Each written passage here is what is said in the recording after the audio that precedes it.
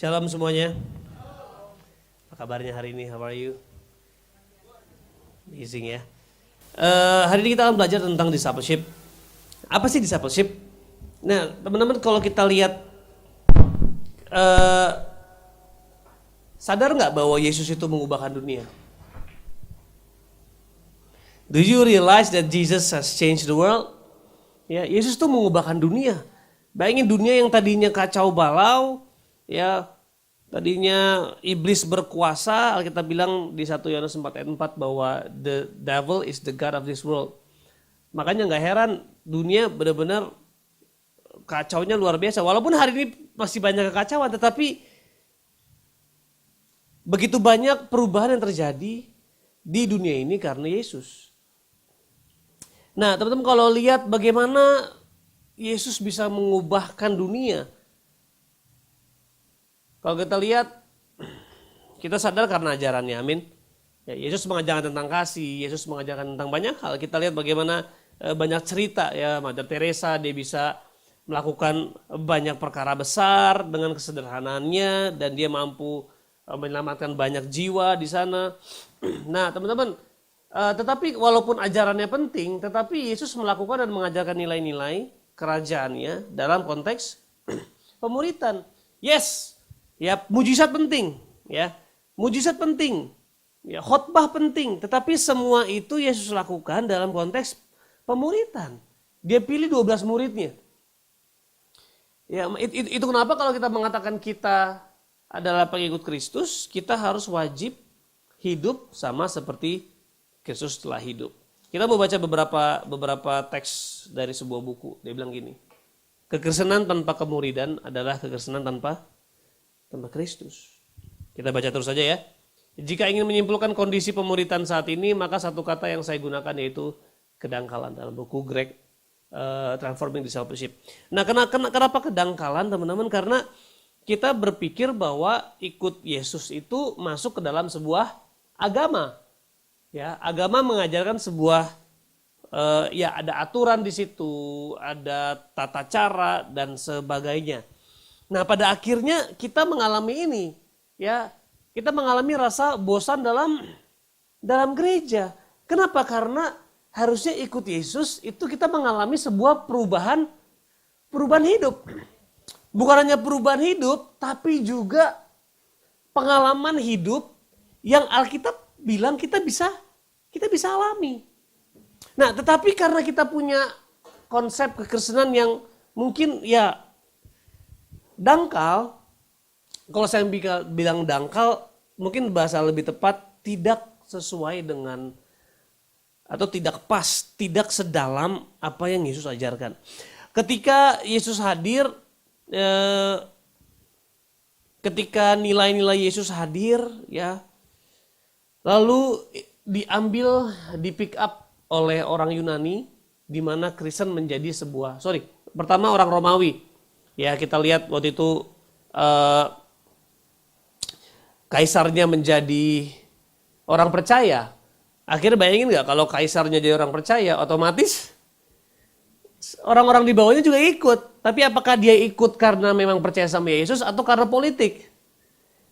Pasti karena politik. Aduh, kaisar gue ikut Yesus, ya udahlah gue ikutlah. Akhirnya kekristenan dari sebuah gaya hidup, katakan gaya hidup. Yesus itu gak bawa agama, Yesus itu bawa gaya hidup. Dia punya otoritas, dia bawa kuasa, dia bawa cintanya, dia bawa hikmatnya, dan dia ajarkan dalam konteks pemuritan. Dia gak ngajar banyak orang. Ya memang dia ngajar banyak orang, tetapi dia hanya memuridkan sedikit orang. Ya, dengan 12 orang lalu 70 murid-murid, Yesus membagikan sebuah gaya hidup yang powerful, yang penuh kuasa, penuh cinta. Nah, tetapi ketika diambil sama orang Romawi, kekristenan menjadi sebuah politik. Lalu ketika diambil sama orang Yunani, kekristenan jadi sebuah filosofi. Jadi sebuah nilai-nilai doang yang diajarkan, bukan sekadar nilai. Jadi sebuah filosofi lah. Lalu ketika diambil sama orang Eropa, jadi budaya. Orang pakai kalung salib, tato salib lah ada yang pakai. Lalu ada yang pakai baju, sebagai jadi budaya. Lalu ketika masuk ke Amerika, jadi sebuah bisnis. Nah teman-teman, sebenarnya apa sih kekristenan? Kekristenan adalah gaya hidup seorang murid. Gak ada yang lain. Semuanya cuman aksesoris dan tambahan. Ya, kita perlu ibadah, yes. Kita perlu persekutuan, yes. Tetapi ini dia teman-teman, yang menyebabkan kita mengalami rasa bosan adalah kita tidak hidup dalam gaya hidupnya pemuritan. Kenapa? Karena yang bisa sanggup mengubahkan, ya, walaupun yes betul Yesus itu mengubahkan, tetapi yang sanggup mengubahkan secara signifikan, membuat kita hidup menjadi serupa dengan Kristus, membuat kita mengalami kuasanya, membuat kita mengalami janji Tuhan, yang membuat kita menjadi serupa dengan Dia, cuma satu, yaitu pemuridan. Coba teman-teman boleh buka di Efesus 4 ayat 11. Efesus 4 ayat 11.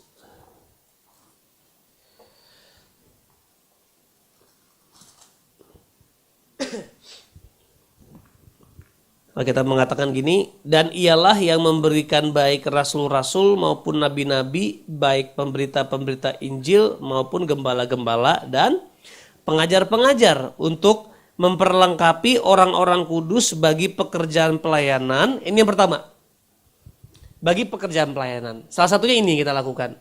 Kenapa kita bikin ibadah? Karena kebutuhan orang untuk bersekutu, amin. Tapi nggak stop di situ saja, ya.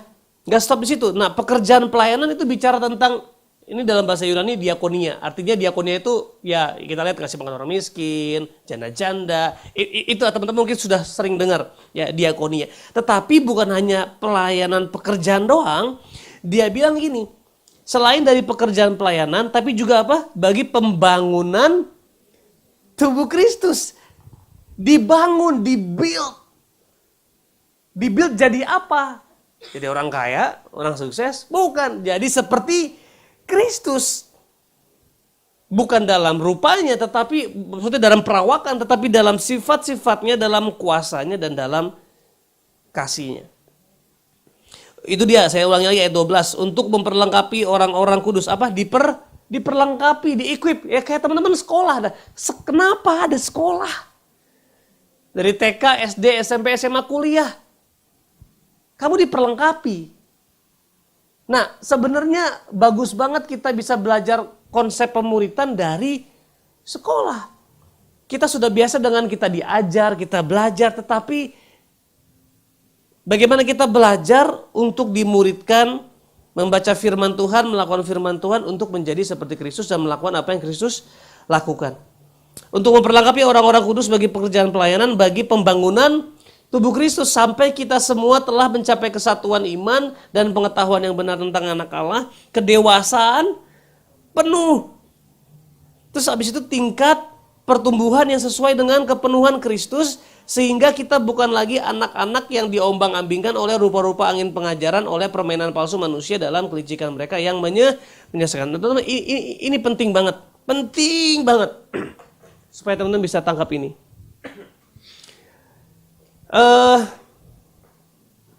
Alkitab mengatakan supaya kita memiliki kedewasaan penuh, tingkat pertumbuhan sesuai dengan kepenuhan Kristus. Ini goal utamanya. Supaya apa? Supaya kamu bisa dipercayakan kuasanya Tuhan. Supaya kamu bisa dipercayakan apapun yang Tuhan punya. Nah teman-teman, itu kenapa ada 3 goal kekristenan yang saya lihat, yang saya coba alami, saya pelajari. Yang pertama, menjadikan orang baik. Katakan baik. Nah, baik ini is good. Tetapi teman-teman gak perlu Yesus buat jadi baik. Teman-teman melihat gak banyak orang-orang di sana, di luar sana yang gak percaya Yesus, mereka juga baik kok. Mereka bisa jadi orang baik. Ya, jadi kalau mau jadi baik, saudara gak perlu Yesus. Tapi yang kedua, yang saya rasa ini cukup jauh lebih baik, yaitu jadi berkat, amin. Ya, kita menjadi berkat. Artinya jadi berkat apa sih? Kamu lagi kesepian, lagi sedih, ada orang datang tolong kamu. Kamu lagi butuh keuangan, ya kamu lagi nggak bisa bayar uang sekolah, ada datang kasih berkat. Kamu lagi butuh cerita, lalu ada orang mendengarkan. Itu jadi berkat. Nah tapi teman-teman, ini yang saya lihat. Saya pun mengalaminya. Ternyata goalnya Tuhan bukan sekedar kita jadi berkat. Tetapi yang namanya pemuritan bukan hanya membuat orang jadi baik, itu penting, itu harus. Pemuritan pasti membuat orang jadi baik, ya, hidupnya jadi baik. Tapi yang kedua, jadi berkat, tapi nggak hanya jadi berkat. Yang ketiga adalah supaya kamu bisa menjadikan orang juga baik dan jadi berkat. Ini yang terakhir, pemuritan. Bagaimana kita bisa membagi hidup supaya orang bisa jadi baik, jadi berkat, dan mampu membangun orang kembali. So yang pertama to be good, yang kedua to be a blessing, yang terakhir to be a builder. Nah, discipleship is a calling for you to be a people builder. Katakan people builder. Supaya bisa membangun hidup seseorang. Nah, makanya ini yang Yesus lakukan cuma sama 12 orang. Dia bangun tiap hari. Dia ajar, dia utus. Bayangin loh, dikasih kuasa, diutus. And this is what Christianity is all about. Tentang pemuridan. Nah, saya nggak bilang ibadah nggak penting. Saya seorang gembala senior. Saya pendeta di gereja. Saya rindu supaya anak-anak beribadah. Tetapi fokus saya bukan ibadah. Karena orang nggak diubahkan. Ya saya nggak mau bilang ibadah nggak mengubahkan, tetapi perubahan yang signifikan tidak terjadi di ibadah, tapi terjadi di hari Senin sampai Sabtu. Apa yang teman-teman lakukan? Itu yang paling penting. Nah, saya mau cerita, ini salah satu anak rohani saya, namanya Andrew. Saya ketemu 2 tahun lalu, saya lagi di gereja, sebuah gereja, saya lagi sharing. Nah, Andrew ini nggak pernah datang ke gereja. Orang tuanya ke gereja, tapi dia selalu ke bawah. Dulu masih ada 7-Eleven. Ya cuma ngerokok, main handphone dan sebagainya. Jadi ini bukan orang yang tertarik sama gereja. Lalu karena saya kesaksian tentang narkoba, temennya di atas langsung chatting. Drew, naik ke atas nih. Ini pendeta sama rusaknya kayak lu dulu. Kurang ajar ini ya. Menghina pendeta dia. Lalu Andrew naik, tapi saya sudah selesai khotbah. Akhirnya habis 2 berkat saya turun, lalu Andrew datang. Dikenalin sama temen yang tadi yang WhatsApp. Dia bilang, bang ada yang mau kenalan namanya Andrew dan sebagainya. Bang dia mau ngobrol dong. Oh iya boleh. Ngobrol di belakang masih rame. Dia ngobrol, bang boleh gak tadi ceritain lagi kesaksian abang. Akhirnya saya cerita kesaksian, dia mulai nangis. Pertama berkaca-kaca, mulai nangis. Terus mulai pakai kata-kata kotor lagi. Anjir bang, sorry bang gue nangis bang. Tapi sekali lagi, harusnya hidup orang Kristen itu bukan punya semangat sekedar ibadah, tetapi to see people's life change. Bukan supaya jadi baik, it's good, jadi berkat itu jauh lebih baik. Dan ini harus teman-teman punya, ya. Tapi yang terakhir ini teman-teman, teman harus dilatih gimana caranya untuk build orang menjadi people builder lagi. Nah, singkat cerita akhirnya Andrew nangis, terus bang malu banget gue sini bang, kita ngobrol depan deh bang. Ya udah ke depan, dia cerita semuanya. Ternyata dia adalah salah satu kurir bandar narkoba di sekolahnya. Dia masih kelas 3 SMA, dia salah satu anak paling nakal, dia hidup dalam narkoba, seks bebas dan sebagainya. Akhirnya ini dia. Saya langsung bilang, Drew, lu mau gak buka hati buat Bang Radit masuk hidup lu? Nah ini namanya pemuridan. Bayangin Andrew ambil dompetnya, bang lu tau gak bang? Dibuka nih. Sebenarnya gue masih ngeganja. Oh ada ganja gorila. Nah itulah pertama kali ganja gorila ikut ibadah. Untung dia gak menyembah di sini kan. Akhirnya saya bilang, Drew yuk mau gak buka hati buat gue masuk hidup lu? Oke bang. Udahlah baru kenal, bukan jemaat. Tapi ini yang Tuhan mau. Tuhan tidak mau untuk mengumpulkan jemaat. It's not what yang di kepala Tuhan bukan itu. Bukan penuhin bangku gereja, bukan. Walaupun itu bagus, tetapi bagaimana membuat bangku neraka kosong, lalu latih orang-orang untuk bantu orang lain menjadi murid Kristus. Sekali lagi apa sih murid? Baik, jadi berkat, dan jadi people builder. bisa membangun orang. Akhirnya udah, saya akhirnya mulai tuh nginep di rumah langsung. Hari Rabu apa hari Kamis itu langsung nginep di rumah. Lalu saya muridkan. Apa sih muridkan? Ajar nilai-nilai firman Kristus. Kasih tahu bahwa, Drew, ini hidup yang Tuhan mau. Yang ini itu bukan Tuhan desain. Lu didesain serupa dengan Kristus. Kejadian 1:26. Dia bilang bahwa marilah kita menciptakan manusia yang apa? Serupa segambar dengan Tuhan. Jadi teman-teman boleh lahir di keluarga cuman ada bapak doang, mungkin gak ada mama, mungkin papa mau bercerai, mungkin kamu lahir dari keluarga miskin, mungkin kamu lahir dari keluarga yang gak sayang sama kamu. Tapi sekali lagi, kamu bukan sekedar lahir dari kedua orang tuamu yang melakukan hubungan seksual, bukan. Kamu lahir dari pikirannya Tuhan. Ya. Kamu bukan berasal dari Medan saja. Kamu bukan orang Cina, kamu bukan orang Medan, bukan orang Batak, kamu bukan orang Ambon. You are born from heaven. So think like heaven. Kamu dipercayakan lahir di keluargamu, karena keluargamu adalah proses yang paling tepat untuk kamu menemukan Tuhan. Dalam penderitaanmu, dalam kesakitanmu, di situ kamu bisa bergumul mencari Tuhan. Jadi dibilang, bang, aku keluarga bercerai. Bukan. Kamu anak surga. Kamu dipercayakan lahir di keluargamu, tapi you were born from heaven. Akhirnya setelah saya ngobrol-ngobrol, akhirnya, Drew, lu mau nggak? Langsung, lu bagi hidup buat teman-teman lu. Padahal masih ngerokok, masih pakai narkoba, masih. Andrew, kita bikin komsel yuk, bikin persekutuan, jangkau teman-teman lu. Waduh bang, gimana ya bang, kan gue paling rusak, masa gue ngajak mereka bener, pasti gue dihina-hina, dia bilang. Gue yang ngajak hancur dan sebagainya. Akhirnya udah, saya bilang aja, udah bilang aja, nongkrong positif. Saya bilang, ayo kita nongkrong positif. Nah ini kata kuncinya, ini kalimat kunci. Gak ada orang yang gak mau berubah. Gak ada. Semua orang gak ada yang enjoy bikin dosa, gak ada. Gayanya aja enjoy. Sebenarnya dalam hatinya dia capek. Jadi dibutuhkan Yesus. Semua orang membutuhkan Yesus. But sometimes we fail to represent Christ. Kitanya yang gagal mempresentasikan Yesus. Kenapa gagal? Kita nggak dimuridin. Kita cuma beribadah tapi kita nggak pernah dimuridin. Pemuritan itu bukan tugas pendeta, tugas semua orang. Kamu bisa masih sekarang SMP, SMA bisa muridin orang. Ngapain sih? Ya kamu harus hidup dalam firman Tuhan. Lalu apa? Lalu bagi hidup. Bantu orang untuk kenal Tuhan, bertumbuh sama-sama. Lalu cari orang lagi untuk ubah lagi hidupnya mereka, bantu mereka ketemu Tuhan. Nah akhirnya Andrew lakukan, tapi pas dia telepon teman-temannya, dia telepon saya, bang, tapi teman-teman gue gak mau dilarang rokok bang. Wah sedap. Jadi pengen komsel sambil rokok, luar biasa ya. Untung Roh Kudus gak bengek kena asap rokok. Akhirnya ini komsel di rumah mama.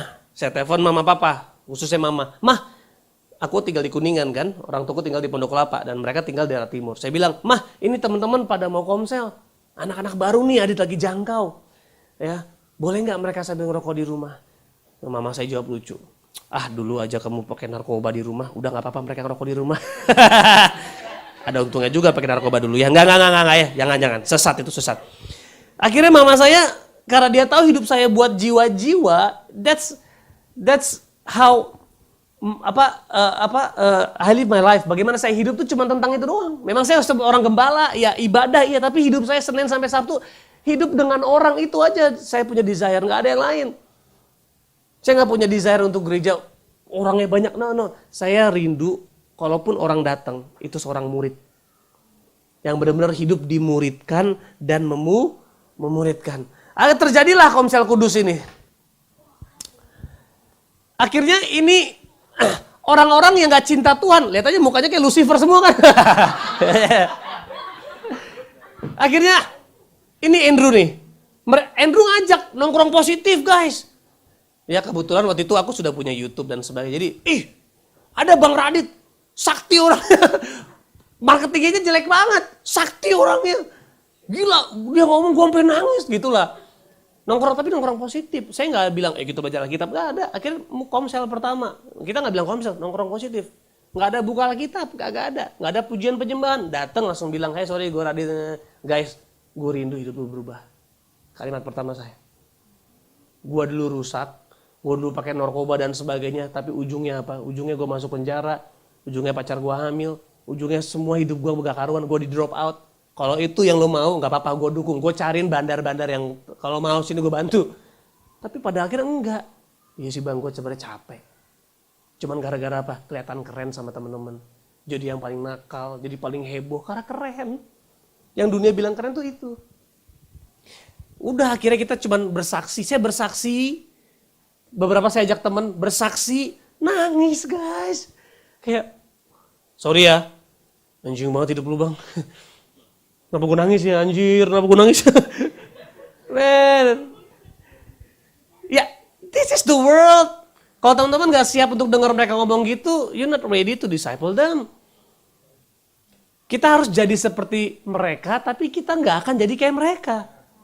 Paulus bilang kita menjadi seperti orang Yahudi, menjadi seorang Yunani, ya. Apapun kita bisa fluid jadi mereka. Akhirnya pertemuan pertama, pertemuan kedua luar biasa lagi. Walaupun saya nggak ada, bayangin pertemuan kedua mereka komsel sendiri. Bang, kali ini kita mau, pas saya lagi nggak bisa. Waduh, abang nggak bisa ya, bang. Tapi gini bang, boleh nggak sih bang kita sambil minum? Masya Allah, menantang hamba Tuhan ini. Saya bilang terserah lo. Terserah, yang penting saling sharing.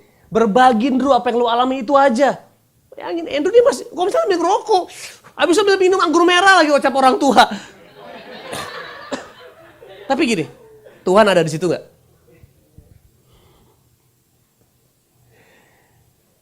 Ini yang menarik. Daud bilang, kemanakah aku bisa lari daripadamu? Bahkan sampai ke dunia orang mati, Tuhan ada.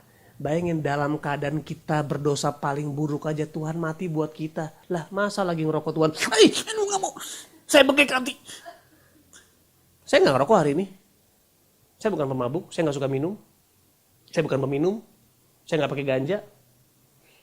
Tapi saya sadar banget bahwa yang Tuhan rindu adalah supaya orang yang berdosa mengenal hatinya. Akhirnya betul. Aku dengar ceritanya, wah gila bang, kemarin kita habis komsel, udah dahsyat banget bang, tapi tetap habis itu mabok. Mereka mengalami, bayangin saya nggak ada, baru satu pertemuan. Nah ini dia, orang yang hidup dalam Tuhan pasti punya kesaksian. Lu nggak perlu khotbah, cuman cerita bagaimana lu mengalami Tuhan, mereka pasti akan mengalami, jadi penasaran. Nah kalau orang tajir mampus. Terus lu punya produk mahal mampus, keren mampus, ya sampai bikin orang mampus ya. Lu punya mobil apa keren terus tiba-tiba mau marketingin ke orang, terus orang bilang itu, aduh gua nggak mau deh. Kurang lebih mungkin bukan salah produknya, mungkin kita yang nggak ngerti cara memarketinginnya. Kalau orang itu mampu beli, nah teman-teman, nggak ada orang yang tidak mampu terima Yesus, gratis. Dan Yesus adalah kehidupan. Tapi kenapa orang gak tertarik sama Yesus? Karena Yesus harus menarik dari hidup kita dulu. Kalau hidup kita gak ada perubahannya, akhirnya orang juga malas kayak, apa sih jadi Kristen? Oh masuk gereja, oh rajin ibadah. Man, sedangkan masih banyak yang di dunia kita bisa lakukan yang mungkin lebih enjoy dari ibadah. Makanya teman-teman ibadah penting banget. Penting, saya gak bilang ibadah gak penting. Tapi bagi hidup ini, discipleship amanat agung Tuhan sampai bilang pergi jadikan semua bangsa muridku. Akhirnya pertemuan ketiga ini yang lebih gila. Pertemuan ketiga ada saya, diajak 27 orang. Dia sewa kafe. Jadi ini anak-anak penabur semua. Dia ajak semuanya. Ngapain? Andrew bilang, judi. Jadi dia undang orang, guys yuk ketemu yuk. Ngapain kita judi? Karena dia memang seorang, ya kayak pemimpin nakalnya gitu lah. Akhirnya betul dia sewa satu kafe, dari ujung sana sampai ujung sana penuh sama orang. Terus Andrew bilang kan, bang kali ini rame bang. Karena gokil banget. Iya bang, soalnya gue bilang judi. Ya aduh Andrew. Nah tapi saya naik ke atas, saya kenalin sama semua. Di sini ruangan ngerokok. Saya bilang, Duh, di mana meja kita bisa komsel? Oh ada bang, gue udah siapin tempatnya di sini. Di satu row 1, 2, 3, 4, 5 di row kedua. Akhirnya di situ kita komsel. Tahu nggak, itu orang lewat-lewat, anak-anak itu dari lewat cuma nongkrong diam, duduk, jadi ngumpul. Memang nggak semuanya. Ya cuman paling 8-9 orang. Tapi jadi pertanyaan, ada apa di situ? Kenapa itu nangis? Singkat cerita teman-teman, tiba-tiba mereka semua mau ikutin kelas pemuritan. Ini anak-anak nakal, ya mukanya muka Lucifer semua kata. Orang-orang yang gak punya plan untuk ikut Tuhan, orang-orang yang gak ada di gereja, tiba-tiba tertarik sama Yesus. Kenapa? Karena kita gak ajak mereka ke gereja, kita bawa gereja ke mereka. Yang kita tawarin bukan ibadah, tapi Yesus yang kita tawarin. Makanya teman-teman, ada bedanya antara marketing, kristenisasi, sama penginjilan. Kalau marketing, yang kita tawarin apa? Gerejanya. Datang dong gereja gua. Ibadahnya dahsyat loh, seru, menarik. Yang khotbah ini dan itu marketing. Tapi kalau kristenisasi, yang kita tawarkan agamanya. Lu jadi Kristen dong. Kristen enak loh. Ya selamat masuk surga. Itu Kristen, kristenisasi. Tapi kalau penginjilan, pribadi Yesusnya yang ditawarin. Pribadi dari mana? Dari hidup kita teman-teman. Nah, lalu saya ajak Andrew ke Marunda. Marunda itu kalau nggak salah penduduknya itu rata-rata Muslim. 400 KTP Muslim di Marunda Tanjung Priuk. Lalu kami bikin namanya bukan ibadah KKR kesembuhan. Kami bikin terapi kesembuhan. Jadi kita bareng sama teman-teman saya dari Singapura. Oke, Bapak Ibu sekalian yang sakit siapa? Kami akan lakukan terapi kesembuhan.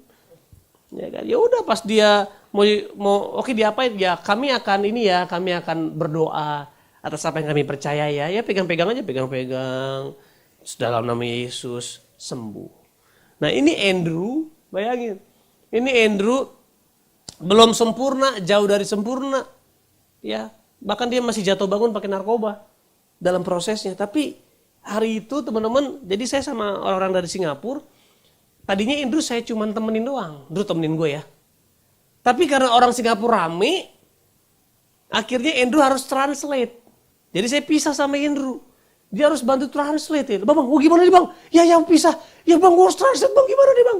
Notabene dia baru jatuh pakai narkoba 1 hari sebelumnya.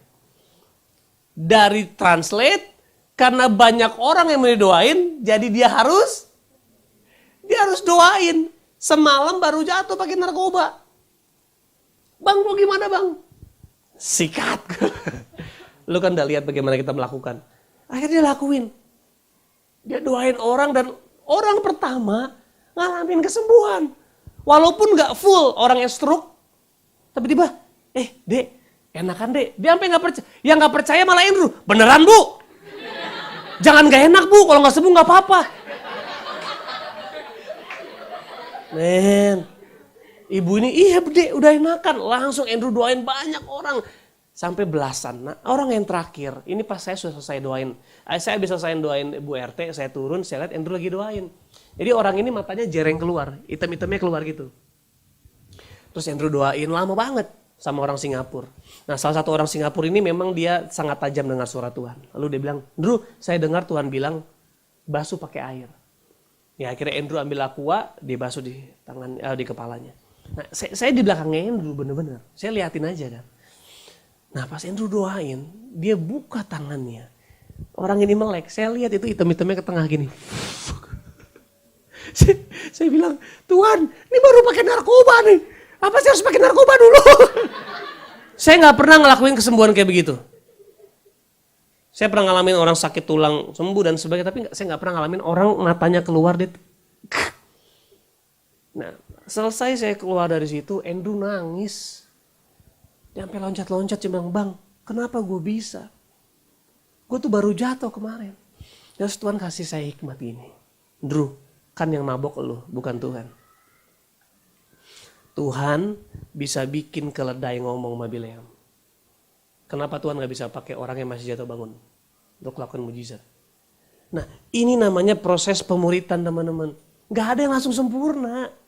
Gak ada yang langsung. Tapi mau gak teman-teman bagi hidup buat orang sampai mereka ngalamin perubahan, sampai dia ngalamin kemuliaan, dia ngalamin mujizat, sampai dia jadi berkat dan dia mampu untuk membangun orang lain kembali. Ya saya ketemu orang tuanya sampai berlutut nangis. Dia bilang terima kasih. Andrew sekarang sudah berubah. Walaupun sekarang masih proses. Tapi perubahannya signifikan. Banyak orang bilang kayak. Akhirnya komsel kami, gereja kami kedatangan banyak orang. Termasuk teman-teman Andrew yang baik-baik. Gak hanya yang buruk-buruk. Yang buruk-buruk pasti. Tapi yang baik-baik juga datang. Tahu dia bilangnya apa? Dia ngomong gini. Andrew aja bisa berubah bang. Gue bingung. Lo tau gak semenjak Andrew berubah. Itu teman-temannya lain banyak berubah. Ini komselnya Andrew. Banyak orang berubah. Aduh saya gak bisa sebut deh, banyak teman-teman yang mengalami Tuhan. Dan gak hanya Andrew aja, Andrew juga, nih lalu Andrew pergi ke Semarang, dia muridin yang baju hitam namanya Ucok. Ucok ngalamin perubahan, Ucok pulang ke Jakarta, dia muridin teman-temannya. Lalu dia jadi pembicara di Rockris, masih baru lulus dari 3 SMA, kuliah, dia pulang ke Jakarta bolak-balik hanya untuk muridin teman-temannya. Andrew jadi pembicara sebuah kampus, Ucok. Nah teman-teman, Ucok juga sekarang hari ini masih mengalami proses. Tapi sadar nggak bahwa hidup teman-teman itu bisa jadi inspirator buat banyak orang. Nggak perlu jadi sempurna. Teman-teman tepuk tangannya buat VJF. Jadi Andrew muridin Ucok. Ucok abis itu ada siapa namanya Jonet. Lalu Jonet muridin VJF. Jonet, nggak ada fotonya sih. Jonet ini dulu, yang sering apa kalau ngomong sama dia? Anjing-anjingin. Anjing gitu kalau ngomong sama dia. Karena Jonet ini kakak kelas. Digebukin sama Jonet. SMA mana bro? Lu SMA mana? 26. Tapi tiba-tiba Jonet berubah gara-gara siapa? Gara-gara Andrew, gara-gara Ucok. Hidupnya berubah banget, signifikan. Lalu Jonet tertarik, akhirnya waktu itu karena Andrew sama Ucok pergi ke Semarang, Jonet di Jakarta, saya muridin langsung. Walaupun itu dari mereka, saya muridin, terus akhirnya Jonet punya hati untuk layani ke sekolahnya. Akhirnya dia baru lulus kuliah, baru lulus SMA, baru semester 1, langsung dijangkau anak sekolah, termasuk si VJep yang dulu digebukin. Nah kesaksian VJep, dia bilang gini, sampai nangis VJep kesaksian. Dari ini orang yang tadinya gebukin gua, tiba-tiba peluk gua. Tiba-tiba bilang God bless you. Tiba-tiba bagi hidup. Dan sekarang VJep sama Jonet. Dia lepas dari seks bebas. Dia lepas dari narkoba. Tepuk tangan buat Tuhan dong. Bayangin teman-teman. Ini si Jonet masih anak berapa tahun sih? 19 ya? Baru sekarang 20 tahun. Tapi dia putusin pacarnya yang menurut saya cukup cantik. Karena dia gak mau hidup dalam seks bebas. Karena dia gak mau sakitin hati Tuhan. Wow teman-teman. Saya gak pernah bilang jangan seks ya. Enggak, saya gak pernah ngomong apa-apa. Saya cuma bilang hidupmu berharga. Tuhan mau pakai kamu, Tuhan sayang kamu. Kamu adalah pengubah-pengubah dunia. Lalu ya kami ajar firman Tuhan. Kami ajar melakukan. Kalau saya lagi pelayanan saya ajak. Kadang-kadang saya suruh kesaksian, saya tembak. Saksian dong. Yang bener bang. Iya kesaksian. Akhirnya kesaksian saya tembak. Untuk kesaksian ngalamin Tuhan. So teman-teman kalau semua orang melakukan ini, Indonesia akan diubahkan. Ya, secara sederhana, ini banyak banget. Ini komsel-komsel kami nih. Ini di Taman Suropati. Lihat lagi ngapain tuh? Lagi ngerokok. Bukan berarti kami setuju sama rokok, tapi kami setuju bahwa setiap orang bisa mengalami Tuhan.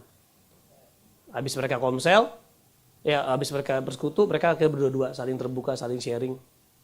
Saling mendoakan. Ini si namanya Jonathan, dia juga punya kebiasaan buruk parah, dia seorang mucikari online. Germo online. Dia umur 18 tahun sudah jadi germo online. Penyedia wanita malam. Satu waktu ngalamin Tuhan, ikut komsel, dimuridin secara langsung. Dia mengalami Tuhan. Dia ke Bandung, dia sempat bikin komsel sama teman-temannya di Bandung. Ini dia pemuritan. Menjadi murid, otomatis harus hidup dalam firman. Kamu dimuridin di gereja lokal, minta di mentor, cari kakak-kakak rohani. Kalau nggak ada, cari teman rohani untuk yuk kita berdiri bareng. Lalu memberi hidup, menjadi teladan dan menjadikan murid. Amin teman-teman. Karena Tuhan janjikan satu hal. Kalau kamu memuridkan, ada penyertaan yang gak lazim. Ya, coba kita buka ayat terakhir yuk, Matius 28. Ini ayat pemuritan. Ayat 19, 18. Kita baca sama-sama ya sampai 20, 1, 2, 3. Yesus mendekati mereka dan berkata, "Kepadaku telah diberikan segala kuasa di sorga dan di bumi. Karena itu, pergilah, jadikanlah semua bangsa muridku dan baptislah mereka dalam nama Bapa, Anak, dan Roh Kudus. Dan ajarlah mereka melakukan segala sesuatu yang telah kuperintahkan. Dan ketahuilah, aku menyertai kamu senantiasa sampai." Ini dia, ada janji penyertaan yang gak bisa dialami sama orang yang tidak memuridkan. Saya percaya Tuhan menyertai kita dalam segala apapun, percayalah.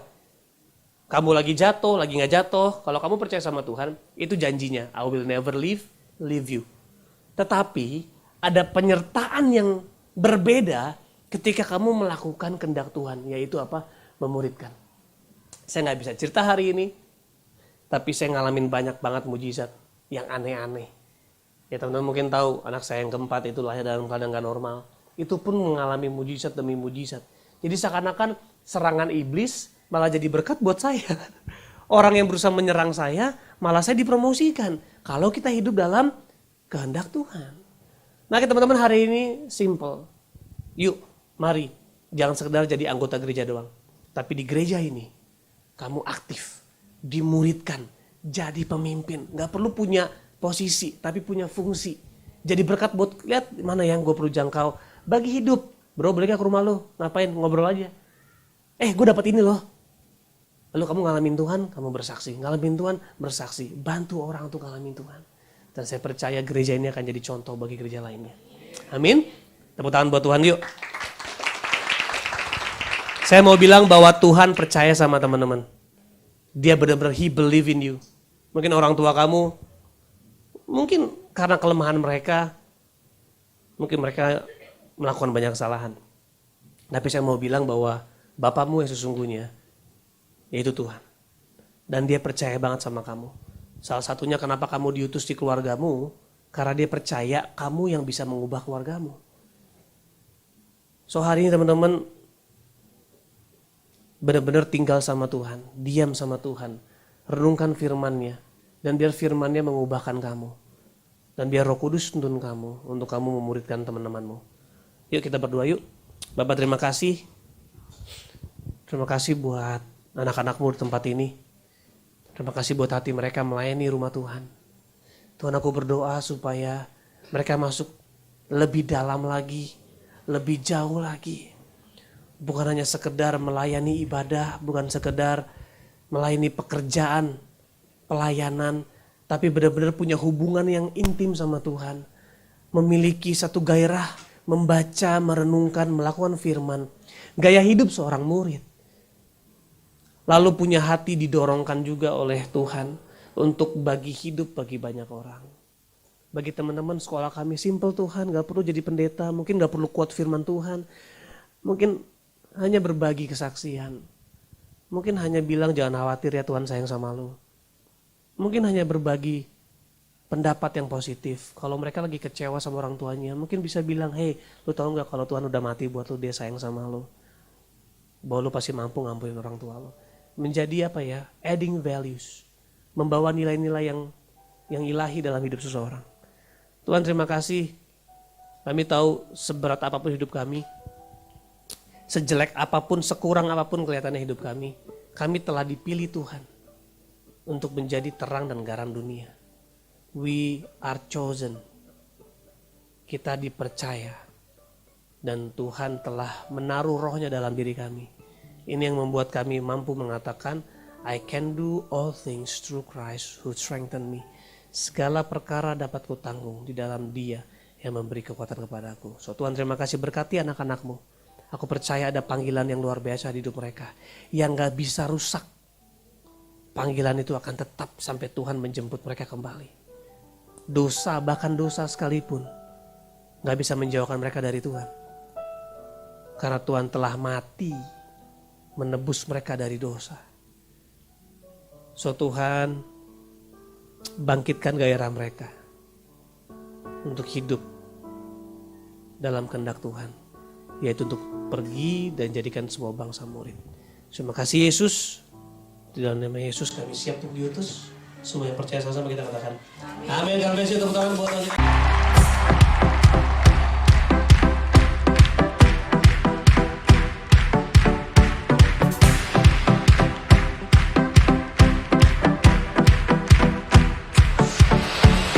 Tiada taranya, tiada bandingannya, kebaikan-Mu Bapa di hidupku. Amin. Mengubah segalanya, kasih yang ku terima tak tergantikan,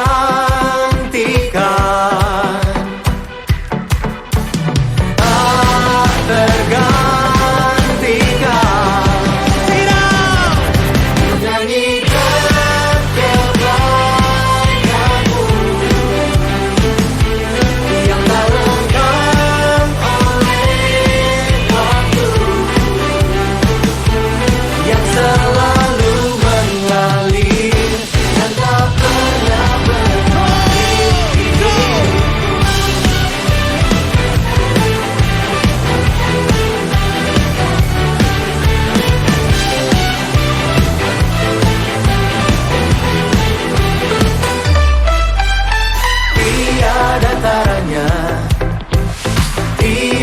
Bandingannya, kebaikan-Mu Bapa di hidupku. Mengubah segalanya, kasih yang ku terima tak tergantikan, tak tergantikan, tak tergantikan. Sama-sama nyanyikan.